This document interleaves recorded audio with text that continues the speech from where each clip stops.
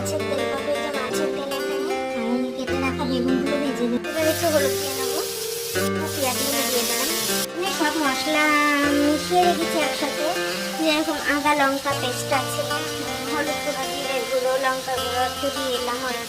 এবার এর মধ্যে ঢেলে দিলাম, নাড়াচাড়া করে নেবো। তেলগুলো দিয়ে রাখলাম, মশলা দিয়ে দিলাম। আমাদের মাছের তেল রেডি। ডিমের ঝোল করবো, একটু সিদ্ধ করে রেখেছি ডিম। আর এখানে আছে আলু কাটা।